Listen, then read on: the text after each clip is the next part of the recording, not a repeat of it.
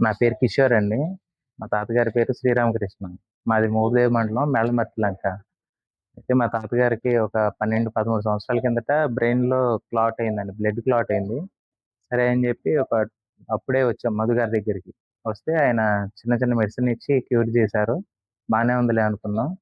ఇంకా తర్వాత ఇప్పుడు రీసెంట్‌గా వినాయక చవితికి వచ్చామండి. మళ్ళీ ఒకసారి పడిపోయారు. కళ్ళు తిరిగి పడిపోయారు 2 సార్లు, 3 సార్లు. పడిపోతే సరే అని చెప్పి తీసుకొనొచ్చాం ఇక్కడికి. తీసుకొస్తే చక్కగా మళ్ళీ మెడిసిన్ ఇచ్చి, మెడిసిన్ ద్వారా తగ్గిపోద్ది, ఆపరేషన్ అవసరం లేదన్నారు. అన్నారు కదా అని చెప్పేసి మళ్ళీ చూపించుకొని వెళ్ళాం ఇంటికి. ఒక 3 డేస్‌లో, 4 డేస్‌లో మళ్ళీ క్లారిఫైగా ఇచ్చారు. బావుంది.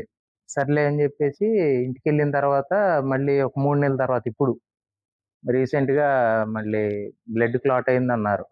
సరే అని చెప్పి తీసుకొచ్చి చూపిస్తే ఆపరేషన్ చేయాల్సిందే, లేకపోతే ఇబ్బందవుతది అని చెప్పేసన్నారు. సరే అని చెప్పి తీసుకొచ్చి మచిలీపట్నంలో అయితే అన్ని ఎక్విప్‌మెంట్స్ లేవని జెప్పేసి విజయవాడ తీసుకొచ్చారు. విజయవాడ బ్రాంచ్ దగ్గరకి తీసుకొచ్చారు. తీసుకొచ్చిన తర్వాత అక్కడ ట్రీట్‌మెంట్ జరుగుతూ సార్ ఇక్కడ ఉంటారు గాబట్టి ఎమర్జెన్సీగా ఇక్కడ తీసుకొచ్చి ఆపరేషన్ చేశారు. ఆపరేషన్ చేసిన తర్వాత చాలా డౌట్ పడ్డాం మేము. ఈ 74 ఇయర్స్‌లో అసల ఈ తాతగారు ఇట్లా తట్టుకోగలరా లేదా అని జెప్పేసి బాగా డౌట్ పడ్డాం మేము. కానీ డాక్టర్ గారు అదేం పెట్టుకోకండి. ఏ ఏజ్‌లో అయినా చేసి అంటే మేము చేయగలం అంటేనే తీసుకుంటాం కేస్‌ని. లేకపోతే లేదండి అని చెప్పేసి ఆళ్ళు ముందే చెప్పారు.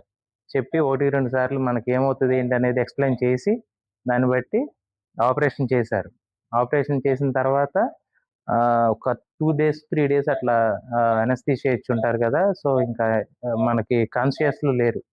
ఆ తర్వాత ఇక మూడో రోజు నుంచి కొంచెం వచ్చారు. వచ్చి మాట్లాడుతూ చెయ్యి, కాలు కదపమంటే కదిపి చక్కగా ఓ నాలుగో రోజు నుంచి ఇడ్లీ ఇచ్చారిక.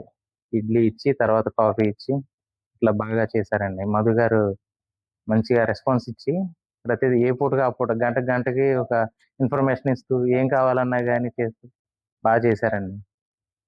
థాంక్స్ టు మధు గారండి.